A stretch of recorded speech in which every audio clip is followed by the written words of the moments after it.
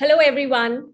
Today, we will be speaking to Ms. N.S. Nappannai, Supreme Court Advocate and founder of Cybersathi, on the need for a robust policy and legislative framework for the creative economy in a digital age. Ms. Nappannai is a veteran in cyber technology, constitutional and criminal laws. She has presented before the Lok Sabha Parliamentary Committee on Women Empowerment and on Cyber Safety. She has also presented before the National Cybersecurity Center, which is part of the Prime Minister's Office on India's proposed National Cybersecurity Policy 2020 to 2025. Ms. Nappannai is an alumnus of the Stanford CDDRL Draper Hills Fellowship on Democracy, Development, and the Rule of Law from the USA, a Chevening Scholar on Cyber Policy Governance and Security Fellowship from the UK. Ms. Nappannai lends her expertise in cyber laws in training and capacity building programs for judiciary, armed forces, police, and intelligence agencies. And she has also authored a very, very interesting book, Technology Laws Decoded, which has now become a leading resource and Bible in cyber technology and laws. Nappannai, welcome to this discussion. I would have got on and on about introducing you. I've tried to keep it short, but thank you so much for your time today. Thank you so much, Lohita, for that lovely introduction. And more importantly, thank you for having me here. So we're really going to discuss, today's discussion would be in two parts. We'll probably go through the overall framework of the digital economy, followed by certain topics on copyright and of course, data protection and cyber laws. So let me start by asking you how effective, in your opinion, is the existing policy framework in India in managing the challenges thrown up by the digital age, particularly with regard to data protection, privacy, piracy, copyright, and cybersecurity? That's a whole gamut that you have covered out there because you are dealing with cybersecurity. I'm starting from the last. Okay, you're talking about cybersecurity, which itself should be a separate law. Right. And today we have a kind of a mishmash under the Information Technology Act of 2000 and the IT Act, as I would call it in short, through this conversation, is not a catch-all also. That's just one place where you find technology laws or cybersecurity laws. So already there is indeed a lacune when it comes to specific or specialized cyber safety laws. And then we move to the other things which you mentioned about data protection and privacy, which of course we are still waiting for a special law for, and India definitely needs it and needs it really fast. During this conversation, I'd love to go into more detail on what is it that we can look forward to and what is it that we may probably get. And of course, its impact, as you said, on the digital media and the creative verticals under it. And then you spoke about the copyright laws. So of all the laws, the copyright law is one of the oldest when we speak about the Indian framework. And yet it has gone through so many changes. And now with India accepting the WTO and WPPO PT frameworks, we should ideally have looked at changes post 2018.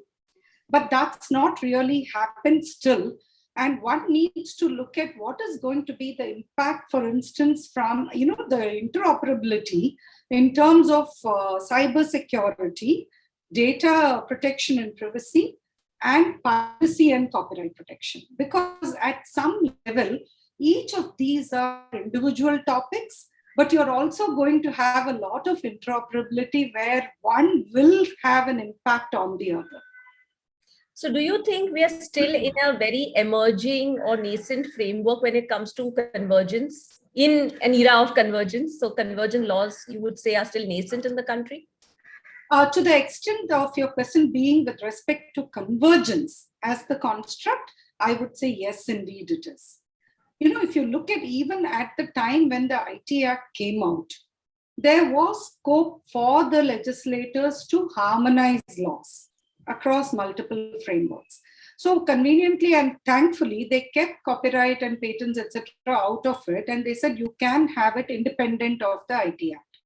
But when it comes to enforcement, the IT Act and its provisions did have a very strong impact even with respect to copyright laws. A simple example is if there is a case of virus attack and hacking. We saw it with the Sony Entertainment case, right? And the primary focus was on the creative content that Sony had, and a threat that all of that will be exposed in public domain if Sony did not pull out a specific movie. So when you look at it from these kind of instances, you will realize that cyber security and copyright protection go hand in hand in a digital economy.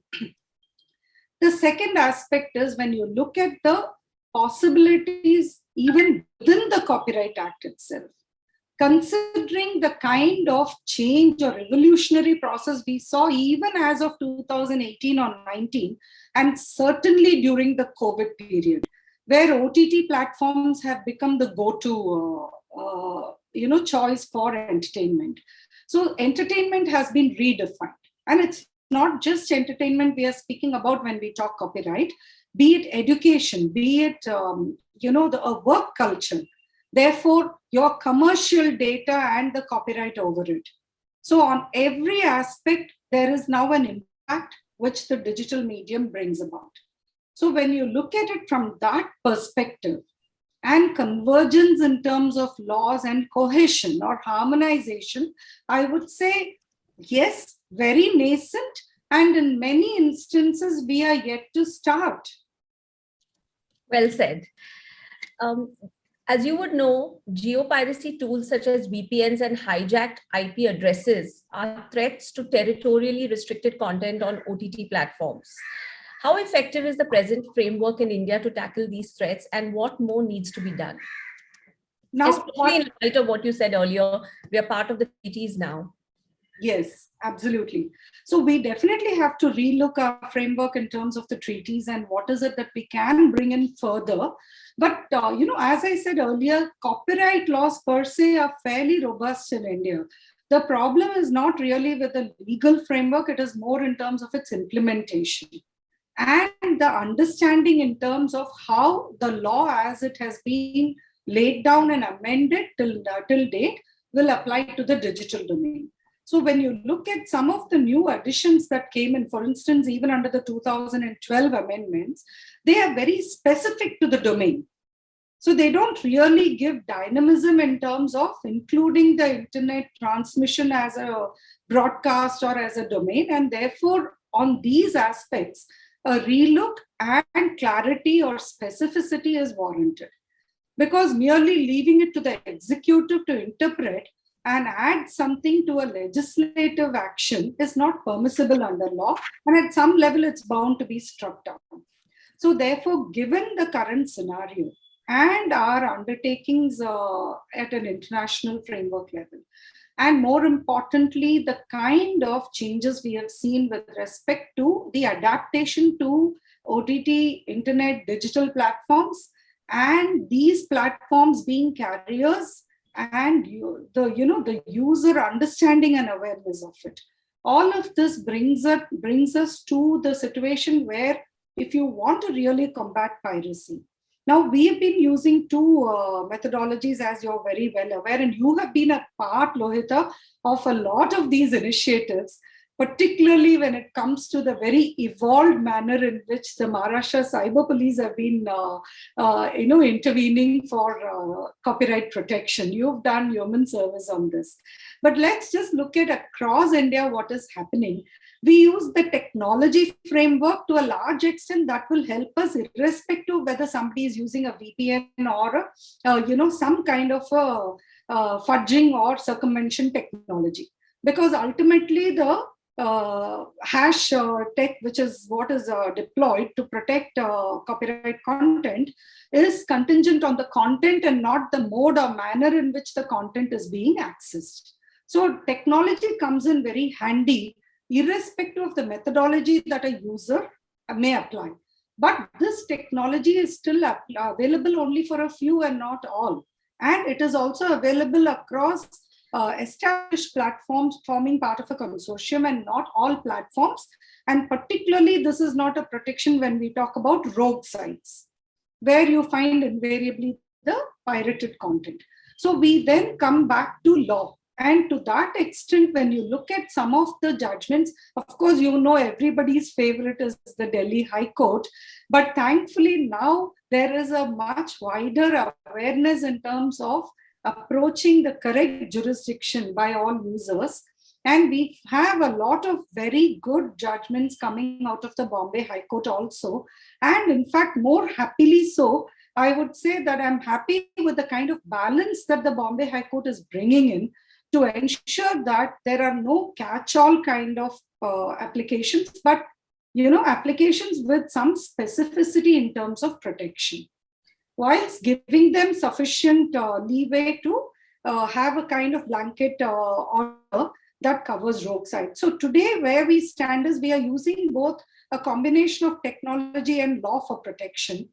If you're talking about increase in terms of a legal framework, I would say right now it is more about one, just understanding and acknowledging and kind of creating some special provisions or additions to the existing laws to encompass the digital domain.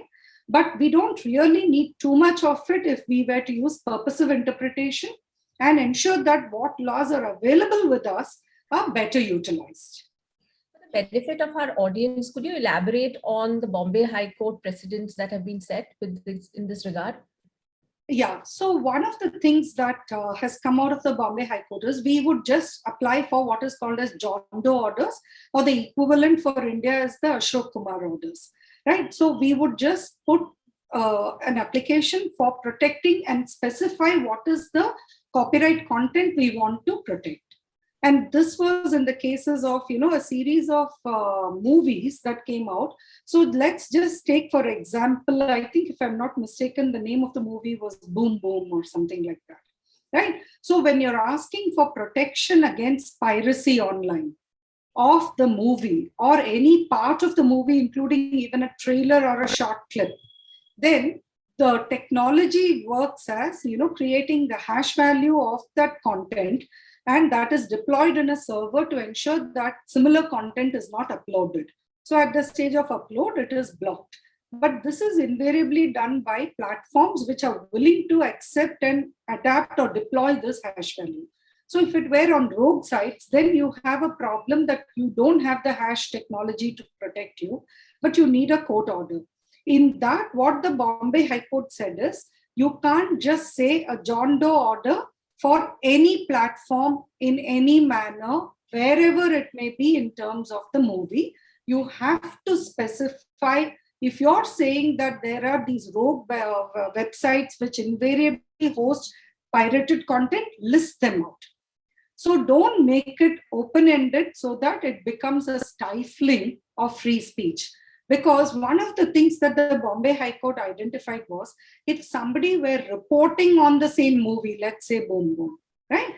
And if there is something which may form part of it, but which will amount to fair use, because under copyright law, you do have the right of reproduction to a limited extent under the fair use rule.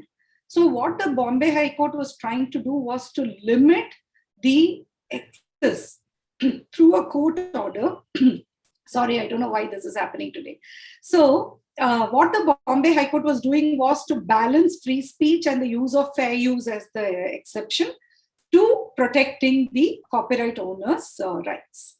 So and that balance by saying that your prayer clause should be very specific to what is it that you want protection against, what are the sites that you want protection against, and to the extent that there is a possibility that somebody may jump URLs, may, try and stifle or try and circumvent the effectiveness of the order, to that extent, as long as you're specifying clearly, and to the extent that it doesn't stifle fair use of free speech, we will allow it. So if that is the first level of clarification, would you say the second level of clarification is the Delhi High Court's order, which was also India's first dynamic injunction? Well, that is the first level. Bombay High Court is the second level. We all love the Delhi High Court's order. Why would I ever have anything against it, right? Because we have really benefited in terms of true protection online, thanks to not just one, but several that followed, the very first one from Delhi High Court. But I would actually I'm still happy with the Bombay High Court's order. And that's why I'm saying Delhi High Court was the first level and Bombay is the second, because Delhi opened the gates for effective copyright protection. Bombay provided the latch to ensure that the gate doesn't become a floodgate and become, I'll tell you why this is important, Lohita. When I was writing the book, I came across this very interesting case. We take certain things for granted because we've been practitioners in IPR for so long, right? But here is a case where one garage had put up a sign saying that they repair Volkswagen cars also. Okay, and Volkswagen protested, saying that this is my trademark and I have not authorized this garage to use my trademark. Okay, and the US courts came down very heavily on Volkswagen, saying that fair use means that if I am referring to a Volkswagen car, how else will I refer to it except by calling it a Volkswagen car, right? And this was one case which fascinated me, and a similar equivalent on the creative front was New Kids on the Block. And I'm just pulling these out of memory because it was so fascinating when I was reading these cases, because we take all this for granted. New Kids on the Block was a music group and they objected to somebody using this name in a news report. And the courts again came down heavily saying, how else do we refer to you except as New Kids on the Block, right? So they defined and clarified what amounts to fair use, and also set out where you cannot interfere with common usage, right? I'm using these two examples to show why the tiny latch that the Bombay High Court has put to regulate or balance out a blanket order, to ensure that it doesn't become overbroad. It is not misused or abused, right? That's important for us. And I would actually rely on, I have in fact started the chapter on IPR and technology with Krishna Iyer's quote. And, I can't recollect the full quote, but I'll tell you the two words he uses. He says that for piffling payments, we are actually stifling creativity. And I start off the chapter by saying it is no longer piffling payments when it comes to copyright, right? So it's a huge business and it is a very important right to protect. But having said that, there has to be that balance that we are still not deprived of our rights in the process of protecting the creator's rights. Coming back to a very technical aspect, and as you mentioned earlier, we're now part of the treaties. The Section 65A and Section 65B today, they cover technological protection measures. Do you still feel there's room for improvement in the way they are drafted? For example, I don't think effective technical measures are addressed very clearly. What's your view on this and what more needs to be done? The difficulty when we speak about effective legal protections on technology measures is technology is very dynamic. And law is basically, it is meant to be dynamic, but sometimes it becomes a little static, particularly when it applies to technology. Look at the IT Act itself. They started off by limiting the IT Act to the digital domain, and it took 8 years for them to change it to electronic.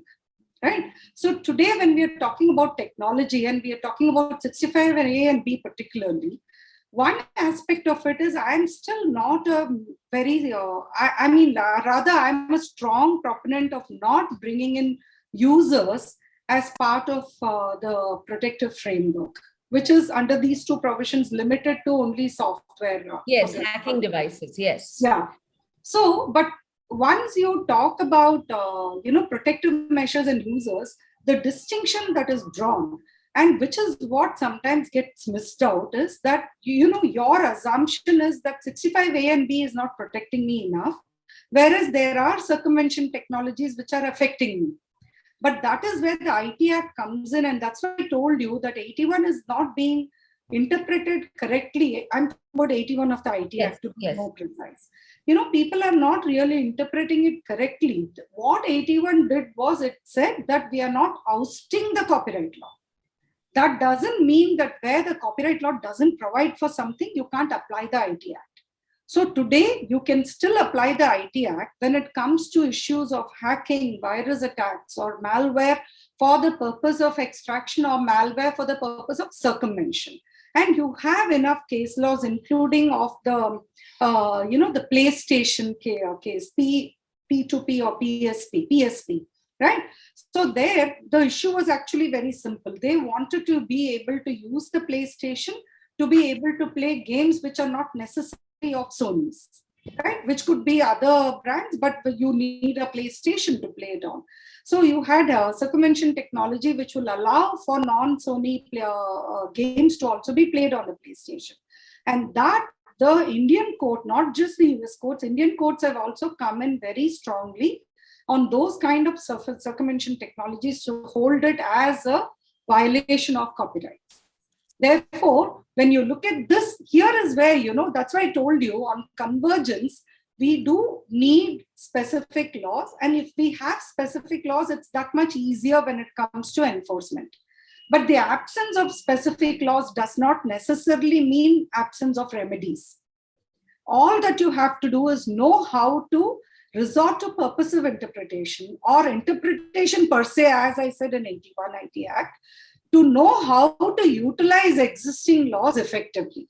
And here are opportunities where there are technological advances which harm or threaten the rights of a creator or an owner. You would still have your remedies. You just have to know where to look for it. That's all. So as the law stands today, is there anything that can be done to further disincentivize the content consumer from watching pirated content such as movies? And are these adequate, or can something more be done? There is a lot of awareness, and again, you've been a part of a lot of that. But the difficulty when it comes to movies or entertainment, etc., we are really playing only on the moral aspect over here, right? One of the other things that I've done also was I was part of the International Visitor Leadership Program of USA in 2005. When we did our tours, and we were also trying to understand the perspectives from different angles, from Washington, DC, from a policy framework, to New York in terms of implementation, and the creatives of California creatives, I would call them. One thing that, percolated all of their concern was this. See, when it comes to, let's say, use of drugs or even a shoe, the owners, the creators or the owners are able to create fear in the minds of the users to say that if you have counterfeit drugs, obviously you would be spoiling your health. So nobody would want counterfeit drugs. That's a no-no for users, right? When it comes to things like shoes or wearables which can harm you. So to some extent, there may be skepticism when it comes to whether really a fake Nike or an Adidas will harm you. But if somebody says it may harm you, there may still be a deterrence. But when it comes to entertainment, cheaper or no cost is the best for everybody. And there is nothing that really deters them. So issues such as, some of the things which I have been highlighting, and if you look at, I had actually written a manual on software, not just software actually, on copyright piracy for training of judiciary. This was, I think, in 2005 or so, which was used across multiple jurisdictions. So in that, one of the things that I've pointed out too is, one is about awareness that piracy is a criminal act, if not for the users, definitely for the pirates, right? But there are other issues also, like the malware that gets circulated through these pirated, the rogue sites. When you are signing in to a rogue site to download a movie, you're also downloading a software that enables you to access those pirated movies. You are not even really thinking about what that download that you're doing is causing, or how is it harming you personally by sitting on your computer. So ultimately, Lohita, the narrative always has to be changed. We have been highlighting, you particularly put a lot of emphasis on the kind of losses that piracy causes to the movie industry, the music industry, or entertainment industry, how people's lives and work is at risk, etc. But all of this pertains to a third person. Change the narrative to show how it harms the users, and that may be the more effective alternative. Because if something is harming me, then I will think twice about violating anybody else's rights. Right. When it comes to, alternate realities, we are living in a world today of the metaverse. I don't think anybody is thinking about how laws are going to change in the metaverse.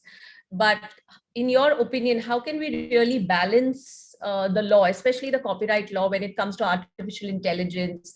I know that there are some precedents, there are countries which are, having very different views. But how do we really balance? Because we, as India, we are in a very good position today to balance our technology laws with respect to other laws like copyright law, etc. Absolutely. In fact, one of the things that I have been speaking about and hopefully will write soon on, I've just been delaying that project for a while now, is on the need for relooking multiple laws in terms of emerging technologies. And artificial intelligence, of course, leads the fray on that. So starting with a very simple construct here, which is something which I've covered in my book, in fact, because I found it hilarious that after the monkey selfie case, the US Copyright Office made a very specific clarification. So we need you to get into the monkey selfie case, because I want our viewers to really know that. I don't know if everybody is even knowing about it. Definitely. One of my favorite cases. In fact, I started the IPR chapter with this case. And originally I had called the IPR chapter as IPR is no monkey business, because of this case. So the interesting thing is this is a selfie by a macaque monkey, which was facilitated by the photographer. The photographer had left the cameras at strategic points where he knew that the monkeys congregated.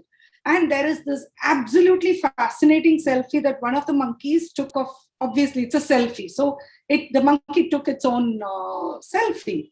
The issue became about who owns the copyright to the selfie. Because the person who would have taken the photograph would normally own the copyright. And here it was done by a monkey, because it was a selfie. Now, the photographer said that he had expended his time, money, and energy and creativity in not just conceptualizing this concept of facilitating a monkey to take a selfie, but also then preparing for it and reaping the benefits of it. And interestingly, the case came out of PETA filing the case on behalf of the monkey, claiming that the monkey owned the copyright. And that was struck down, and the US courts held that the photographer owned the copyright for the macaque selfie. Now, the outcome of this was the Copyright Office then goes on to clarify that copyright will be granted only for content that is generated or created by humans, and not by, and here is the fun element, okay, not by animals, holy spirits, or technology, right? So the fun element, that's why I've started off by saying there's no dearth of monkeys or holy spirits in India, but we still don't have this clarification under the Indian law. So you're right, and we are at a stage where we really have to start thinking, because a friend of mine had one chapter of his book generated through AI. You just go online, you have so many AI generated music, and you can't even tell the difference between the original and the AI generated one, right? So who do we give the copyright to? And I would say that the PETA case actually gives us good guidance in terms of ensuring that the person who facilitates the outcome ought to be given the copyright or the ownership over the content. Because ultimately, copyright cannot exist in vacuum. It certainly can't just be randomly given to animals or holy spirits or technology. So when we look at the mode and manner in which any content is generated, ultimately there is still a human element behind AI. even to the extent of creating that AI, you have to ensure that the AI reads enough or is fed the right kind of data for it to grow and evolve. And thereafter, it may have a dynamism in itself, but even that dynamism is built into it by somebody. So, therefore, to ensure that the human element or the aspect, whichever is the most proximate to the creation of the content, to be given the copyright is not such a far-fetched or remote idea. That's really very insightful. Moving the discussion to data and the convergence, basically, let's talk about the Information Technology Act. We all know that the government has been mulling to modernize the IT Act 2000. In your opinion, what could be the amendments that would benefit our industry, which is the media and entertainment industry? I want our stakeholders and the audience to understand why it's an important law for this industry, and how can the amendments benefit us? The first level of amendments that I'm hoping for is for some specificity and clarity within the IT Act itself. I'll give some examples. We spoke about the harms of hacking and virus attacks or malware dissemination, and nobody put a word limit or a sentence limit or a section limit on the legislator or the draftsman when the IT Act was formed. Unfortunately, however, all of these acts, which are each of them in itself an offense or a violation and independent of each other, are clubbed together under one section, which is under Section 43 of the IT Act. And then to add to our woes, we have a criminal equivalent under Section 66, which says that if an act under 43 is done with dishonest or fraudulent intent, then it is a criminal offense. Now, for a lay person to understand where their remedy lies and how to avail of it becomes that much more complicated with this kind of drafting. Therefore, something specific like even a heading or some illustrations to explain what are the kind of situations in which you can resort to or rely on these sections or subsections under 43 for your remedies under different kinds of problems. Because most people don't realize hacking is not just about the data breaches that have happened with the Zomato or some XYZ corporate entity. It can even be you as an individual. It can be you as a creator. Right? In one instance, US found out that their entire plane, one aircraft's designs had been copied by, I won't say which nation, but it had been done. So it's not just about one element of it. It traverses across multiple horizontals, therefore. So I always say that when we talk about civil, criminal, IPR, you're still looking at verticals. Yes. Whereas cyber is actually a horizontal which percolates each and every vertical. And that is something we have to understand and provide for in terms of the laws and the convergence, which I was talking about earlier. So the first part, which I hope for from the IT Act, is specificity like this and some directional indication, which will not only help users, which won't just help the creators or owners, etc., but also police in terms of implementation and, for that matter, also courts. Today, why I'm talking about this particular section is if you look at every single case that arises in terms of 43 or 43 read with 66, everybody just resorts to the blanket 43, whereas 43 comprises different violations, and each of which are independent of each other. But for the sake of convenience, it's being read like this, and convenience cannot be how you implement the law. And when you resort to convenience, when you're trying to implement the law, it is bound to fail. Because ultimately, the benefit of doubt will be given to the accused. And similarly, with the owners being higher on the plaintiff, therefore, when it is generic, then they are just, the onus increases, right? So specificity will ensure that they only have to prove one subclause. So, and therefore specificity is needed, and that itself will help in terms of better implementation of laws. But the larger thing, which I think we really are already late on and we should bring about, is cybersecurity laws.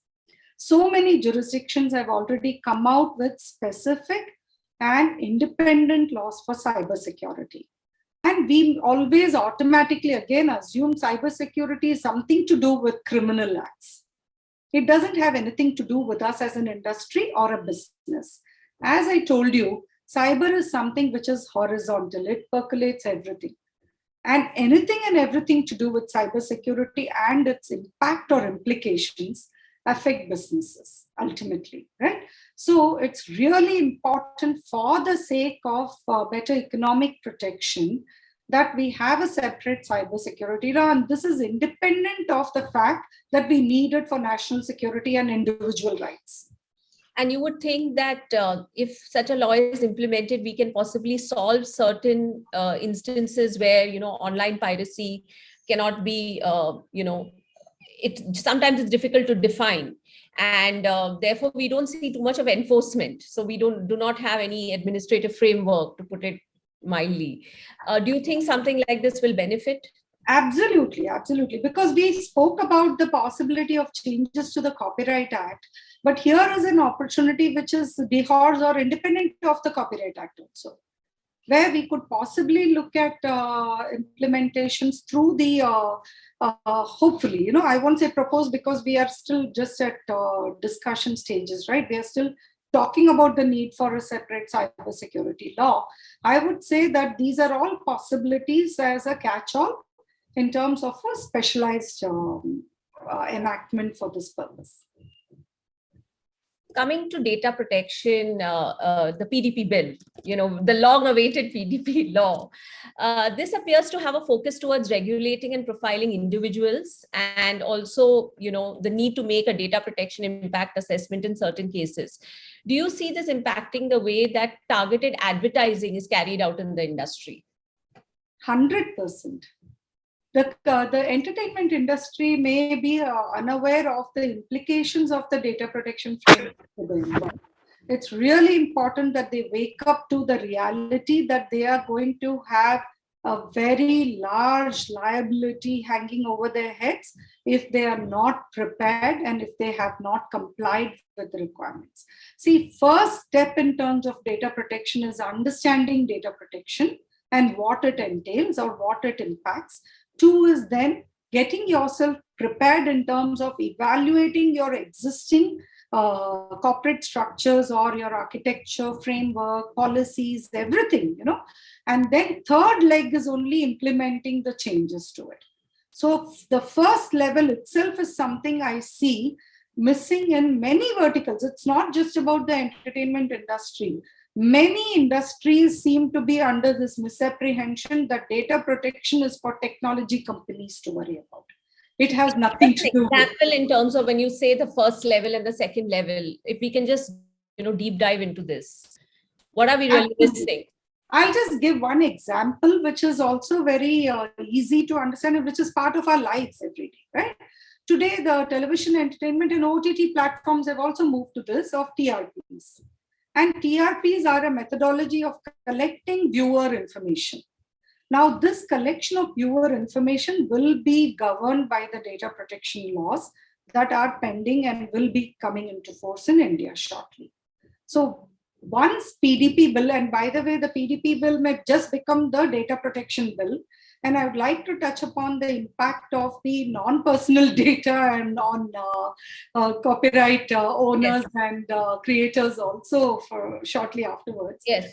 So you may want to park that question to ask me later. Yes. But let's just take the data. I'll therefore refer to it as the data protection bill. So once the bill becomes an act and comes into play, then every single aspect from the consent of the viewer, which anyway people get in terms of collection of TRPs, but to the specificity of the consent, the purpose for which the data is collected and it is applied, how the data is being shared with multiple persons.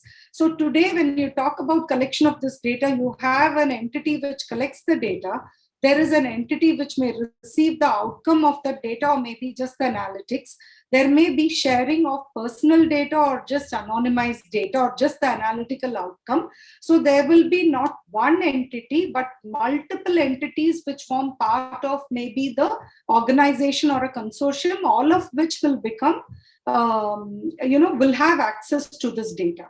Now, each of these steps in terms of the data collection, usage, processing, retention, sharing, and even deletion or correction or modification of the data are all regulated by the Data Protection Act. So this is just for one element which I'm talking about, which is TRPs. Now, every element of the entertainment industry, from advertising to media to sports to everything, is regulated by the marketing profiling that is done. Yes. Now, when you look at the data protection law, one of the things that deeply concerns me is we have adapted a lot from the European Union's General Data Protection Regulation, or GDPR. Now, one of the things that GDPR does is it goes into the realm of using of the word profiling. Why couldn't they have used marketing instead of profiling? Because profiling by its very connotation is negative. Yes. And it gives rise to fear and a sense of concern, right? So they could have easily delineated, but we have adapted directly from the GDPR, and we also use the word profiling.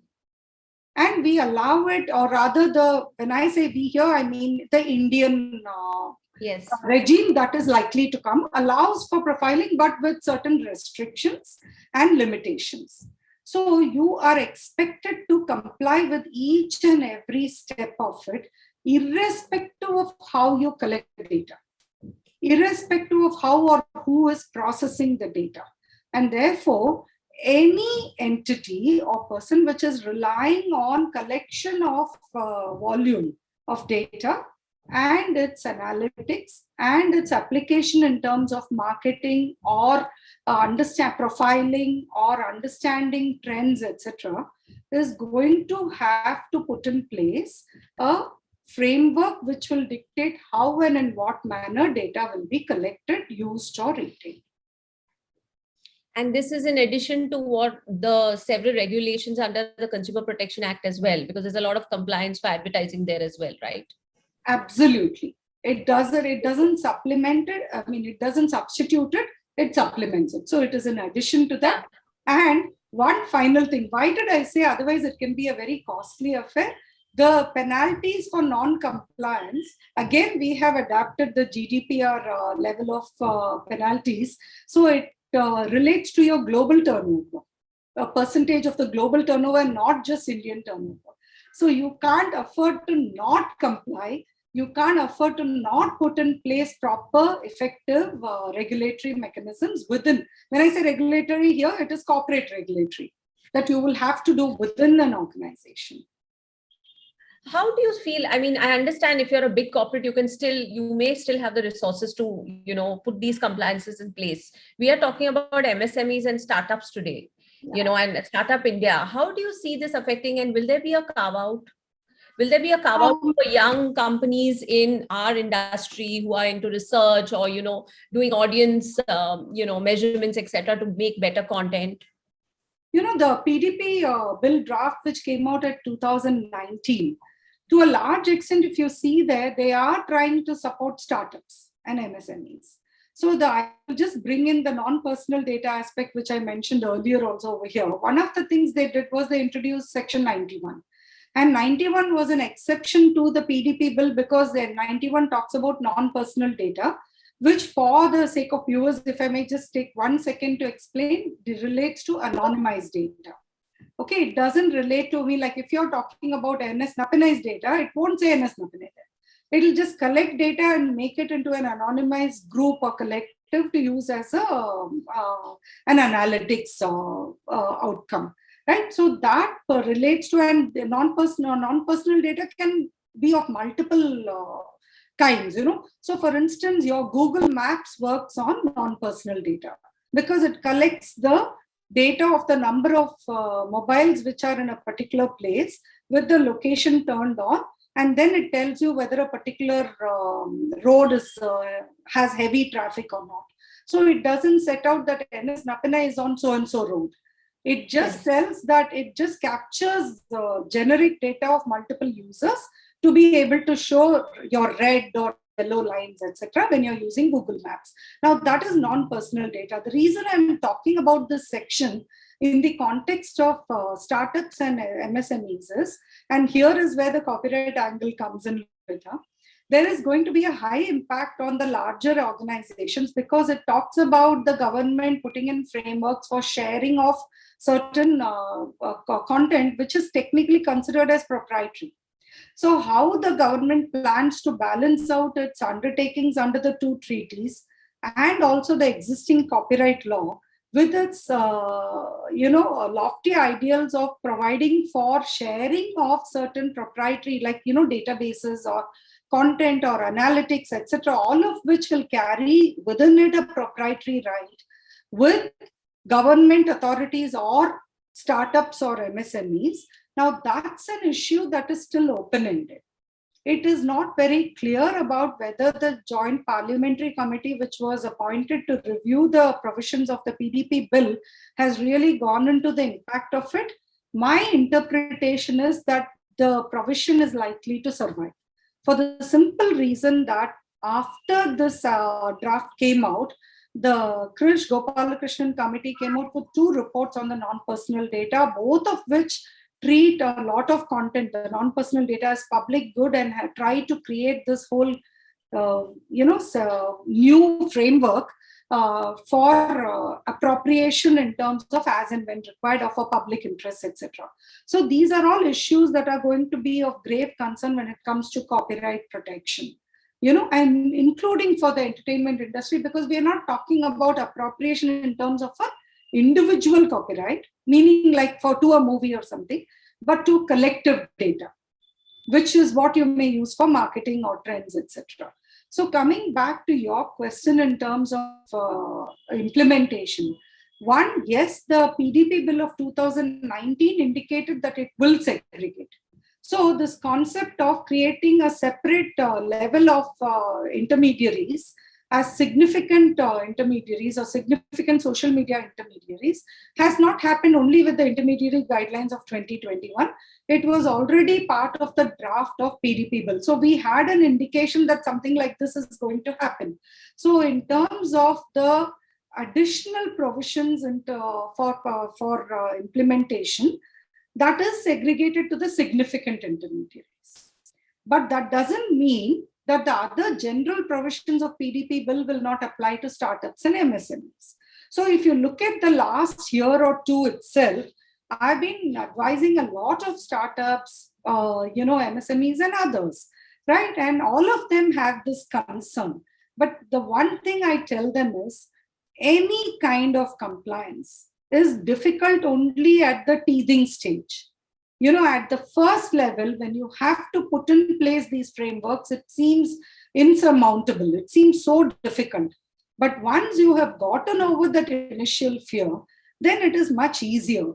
But having said that, my concern is a lot of it is left open-ended for the Data Protection Authority to come in and put in place rules. So my only worry or my hope, I would say, is that there will not be overreach by the Data Protection Authority, and where there is opacity, there will be clarity provided to help startups and MSMEs, so that once you give a very, how we do for arbitration, right? When the model laws for arbitration came out, it came out with model arbitration clauses. So similarly, when the Data Protection Authority brings out the rules, as we have in CPC, if they can also come out with forms or certain kinds of guidelines, or what we call as, practice directions, when you want to file things in court. So if something like that is brought out, I feel that would be of immense help for startups and MSMEs particularly. And do you think the authority, initially, at least, because we are also dealing with a very nascent sector, do you have any standards or a set of rules where you think that, the authority should function within? I would say actually, I would answer in the negative over here. And the reason I'm saying it is that, we assume that precedents are there to be copied, right? So we have to be really cautious when we are doing that. Adapting a legal framework that is meant for a completely different socio-economic milieu may not necessarily work for India. So when I said I would rather answer in the negative, is all I would say is, whenever we are adapting a legal framework from some other country or a model law also, whenever we are thinking about framing rules or regulations, etc., we have to take into account what is it that is specific to India. And here my concern is this. These are countries which have had a data protection regime now for how many years? 1995 onwards. So 25, 26 years, right? And we are now jumping straight into the deep end. So when we are doing that, how much is government going to help industry ease into the regime? How much of a window is it going to give for countries which already had robust data protection laws? GDPR still gave 2 years for compliance. And how long are we? When you look at the PDP bill 2018, it talked about a 1-year window. But PDP 2019 did not have that window. And my interpretation always has been that they understood that 1 year is not sufficient. And that's why they removed it. Whereas the industry was very scared and said, what if they implement it tomorrow? And I had to explain to them, no, it doesn't happen. Even if you look at the IT Act 2008, the act was amended in 2008, but it came into force 1 year later in October 2009, because we had to wait for the rules to be framed. So you will have a window automatically because of the rules framework to be formulated. But I would look for, and this is my hope, that they would give these kind of directions to make it easier for startups, particularly in MSMEs, because nobody wants to take on a heavy legal fee when they are just starting from off the block. Right? So, Right. As far as the data protection law is concerned, the industry would need to segregate children's data and also ensure that relevant age verification mechanisms are implemented. What are the challenges that you foresee? And this could even affect, again, the media and entertainment industry. The first problem that I see is we don't have specificity in terms of whether India is going to take the global standard of 13 years or it's going to stick to major and minor as 18 years. We don't have clear clarity even from the PDP 2019 bill. Again, the PDP 2019 clarifies very clearly and puts down an unequivocal restriction in terms of profiling of children's data. In terms of handling of children's data, it puts a higher onus again on the significant social media entities. And there again, there wasn't clear specificity in terms of what it would put down. And there in that provision, it uses the word guardian, data fiduciary. So it's not clear on how they will qualify it, but that it will relate to larger entities, or at least entities capturing heavy data flow pertaining to children comes out very clearly. But let me just digress here to share a story, very, very, in 2 lines. When we talk about children's data, again, the automatic thought that will come to our mind is the kind of data that social media collects. Because there are so many children like from the time a child is born, they have a social media account, right? So is there going to be a restriction or limitation on that? Or if a parent were to open it, is it going to be permissible, is something that the law has to be clear on. But we have to understand when we talk about entertainment here today, and this is the story I wanted to share, that a toy is today entertainment of a different kind. It's no longer a toy the way I looked at it in my generation, or you did even also, Lohita, in your generation, right? So today, a toy is by itself a companion. So when you talk about a toy with a chatbot or a toy which can speak or can be a medium of collecting data, now that is also something that's going to be regulated by the PDP bill. So granularity when it comes to collecting data goes down to that level. And this is not something I'm making up. So there was a toy where there was, we talk about advisories about terror and about, unsafe nations, etc. Here was a toy where an advisory was issued by European Union across countries saying, if you have it, don't gift it, destroy it. Because the toy had a chat bot and the European Union, the ECJ came down heavily on the makers, and of course a fine was imposed. But more importantly, then therefore these advisories started after that, because they found out that the chatbot was actually talking to a child and collecting personal information from a child. Oh my We God. would not allow a child to talk to a stranger, but we bring the stranger home in the process of a chatbot. What you bring in, even in terms of a Fitbit or any other kind of technology, where there is a data collection process, and especially when you're applying it to children, I think it's really important for parents and adults to understand the seriousness of it, and for technology makers to understand the implications and liability under the PDP bill, and be very, very responsible first, and then fear about the consequences also. Right. It may be argued that data analytics is a core part of the business model in our industry, right? Where production houses can make decisions based on the data that they collect. In this context, do you think that the mandatory sharing requirement contained in the non-personal data framework could adversely affect the players in the industry, especially those who make a business out of it?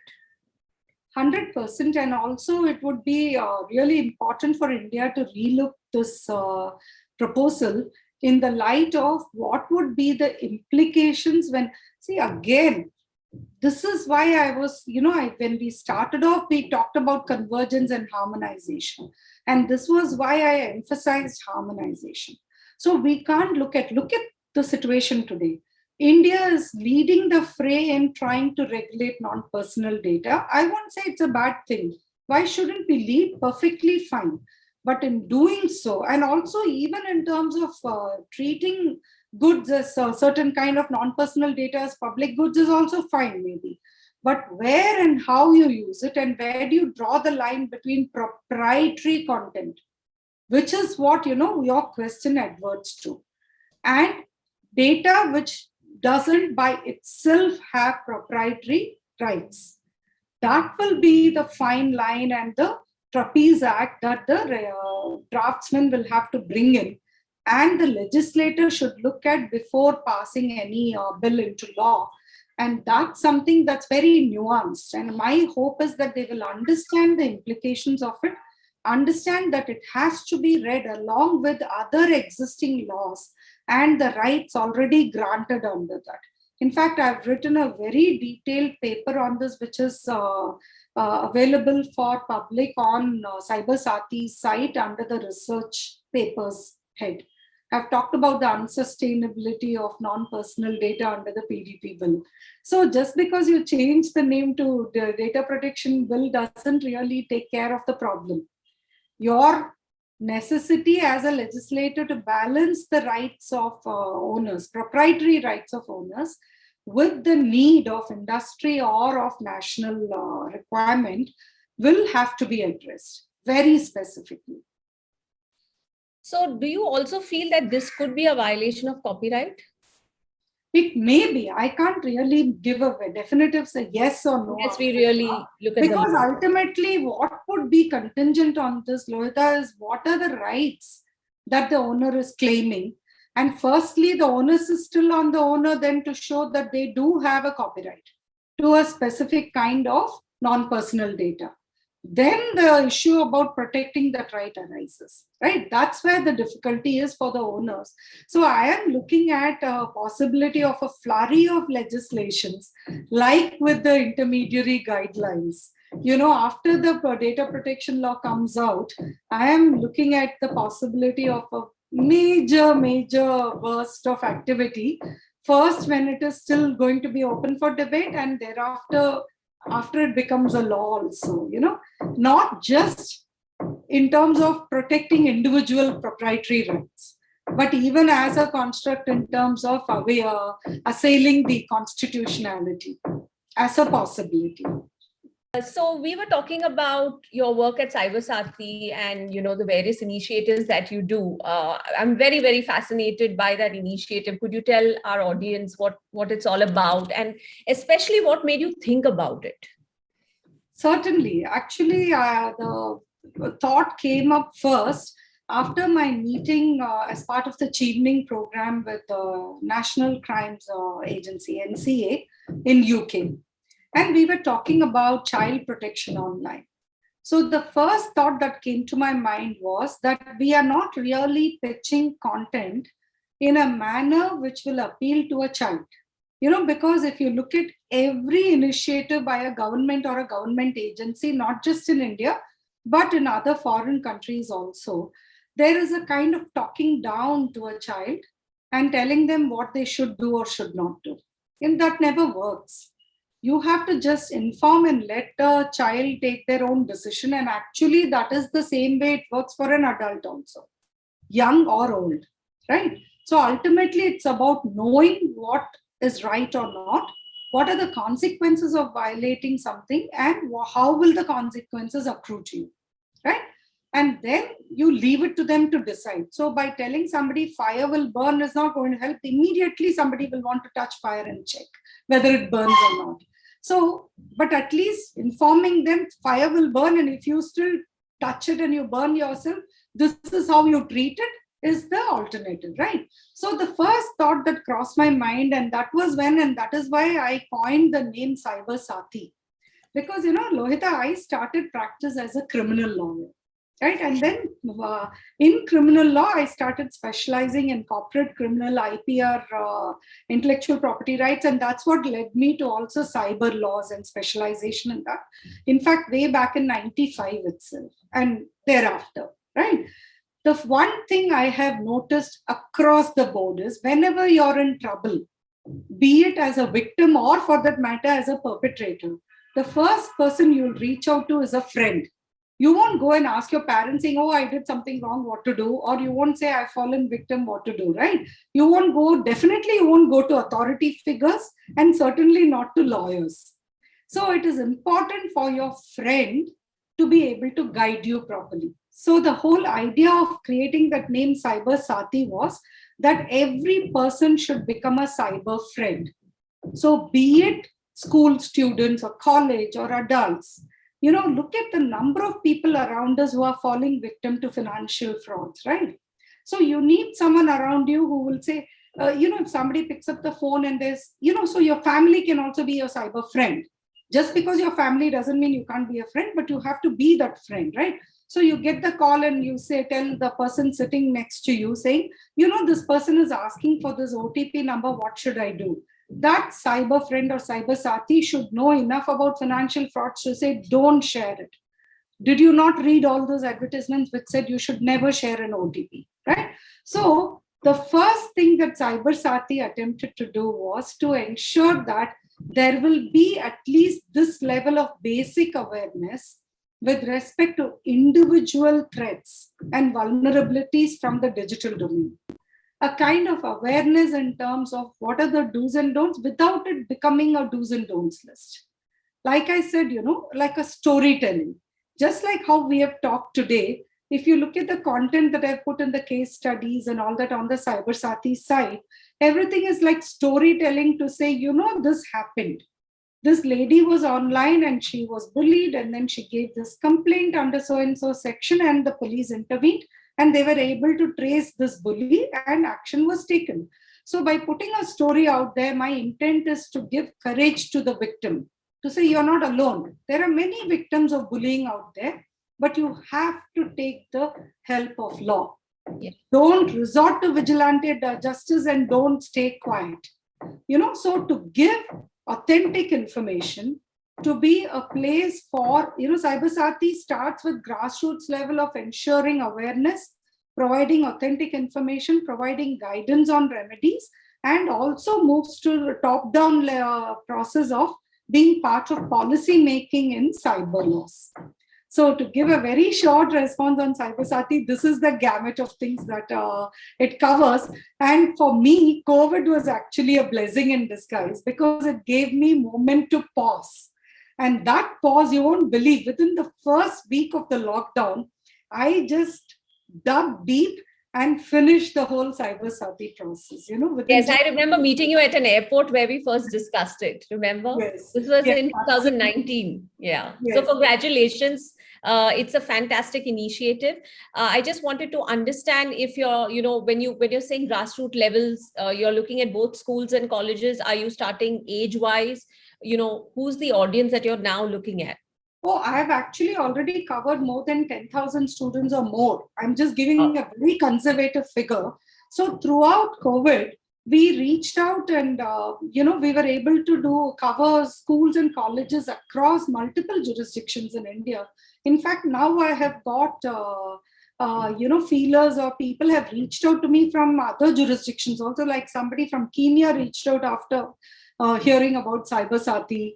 And recently, at one lecture where I was giving, where people from 2 or 3 other jurisdictions were there, one person from US, government, somebody who's part of government agencies and all, mentioned that they need Cybersatis in the US. So I was very excited to see this kind of reaction to this. And therefore, what we had to do was we had to be really careful to ensure that the content is age appropriate. So you have very serious threats, particularly for women and children. And especially because children today are very experimental in terms of using the very powerful weapon in their hands, right? Their mobile phones with cameras. And they don't hesitate to get adventurous in terms of how they use the cameras. And then when a relationship breaks or when something boomerangs, then they get scared and actually they fall victim more to blackmail afterwards than they would have in the first instance. So it was really important to ensure that children will not fall prey to that. And I have handled cases and had to report it also for children aged even 13 years of age. So for us to be able to carry that kind of cautionary tales without it violating the age appropriateness barrier was a bit tough. But we have covered in batches which will be from 7th standard to 12th standard in 2 separate things, 7th and 8th or 9th one, and then the senior ones. Colleges, it's a lot easier because you're primarily speaking to adults. yes. So colleges, we could cover them together, but we have only gone down up to 7th standard. But I personally feel, in one session for Telangana Police, somebody asked me, what do you think is the right age to create awareness about cyber safety? And I told them it's the same age when you tell a child about good touch, bad touch. Yes. It is so difficult because we have to now teach this to very young children. Yes. And we don't have a choice. And today we are equipping a child aged maybe even 3 years with a mobile, thinking they are playing games. But you will be shocked that pornographic content sometimes pops up in the middle of a game, right? Yeah. So how do you protect? And I would imagine even when they're accessing content, very games. Children's content, yes. Yeah. So we have to at least explain enough to them for them to know not to continue to watch it and not to get scared or affected by it. So therefore, according to me, the age for when we should bring in this kind of awareness is when we teach a child about good touch, bad touch. But it has to still, it takes a little while for schools to accept that as a certainty. Since we have been working mostly with schools for reaching these messages out to children, we are also constrained by whatever they require. So we would not breach that age-appropriate approvals that a school gives us, So we would limit it to that.